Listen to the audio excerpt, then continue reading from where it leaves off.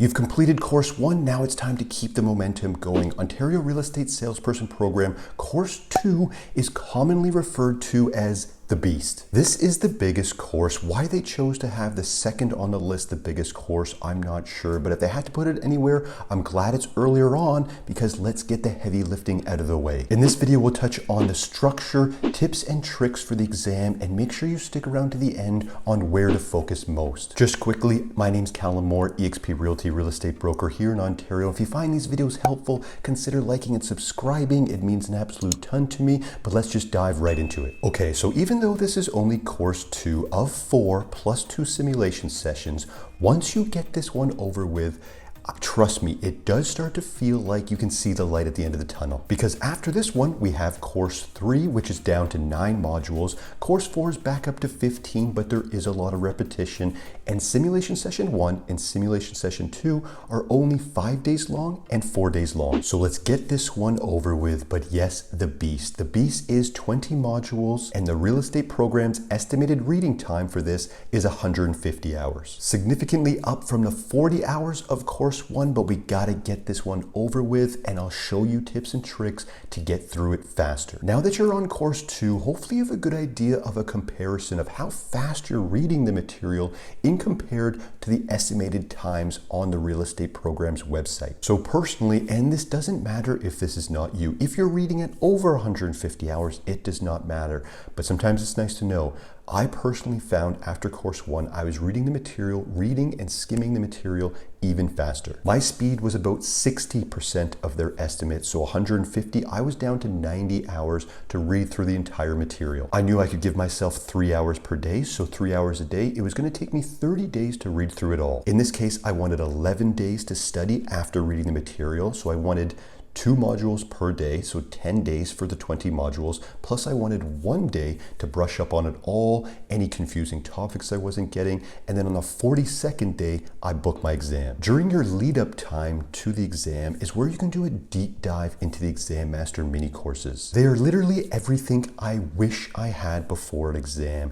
They are mini quizzes, mini notes, video breakdowns, and fundamentals to help pass. I'll touch on the Exam Master a bit more later in the video, but those links are in the description below. Everything I talk about, these 19 days to do course 1, 42 days to do course 2, this all added up to me being able to complete the entire program in 4.5 months. It's a really good idea to put yourself on a schedule. The faster you complete it, the faster you make money. If you can use this channel and the stuff I provide, it maybe give you something more and helpful to aim for. However, you do have a full 2 years. Everyone goes at their own pace, do not stress. Even some people can go faster than me. They have 6 to 8 hours a day to put into it. To each their own, it's not a race. Okay, let's talk on the exam structure now, because you are on course 2 that is now up to 115 questions, and now you have 3 hours, up from the 75 questions and 2 hours of course 1. Just a super quick mind hack, and I did this on every single exam, right?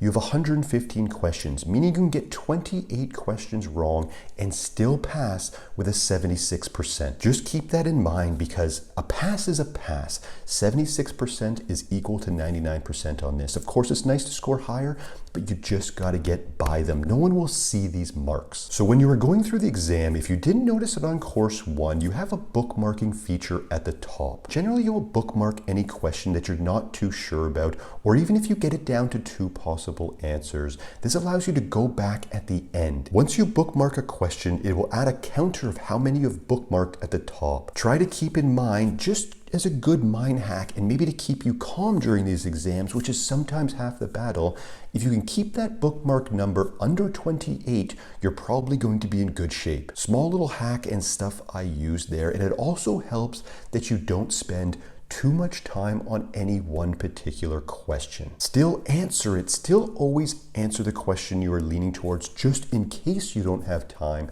but the bookmarking features allows you to keep that momentum going. Okay, so where to focus most on course 2? TRESA is still very important and will show up on the course 2 exam. However, we are moving on, which is kind of nice. You will be explaining services, documenting relationships, understanding residential property types, factors impacting negotiation, I love this because this is definitely stuff up my alley. I like the idea that I would be helping my clients in negotiation, and of course the role of third-party professionals. The role of third-party professionals comes up a lot on these exams. Just know that how these questions are worded on these exams and what we're supposed to do is always refer to a third-party professional if we are not one. We are always protecting our clients, right? Always look to that. Always look to the safest option on these exams. You are never lying or overextending yourself to get a deal done. There's going to be some in-depth modules on construction. This wasn't my favorite by any means. I wasn't the type of person, or aren't the type of person,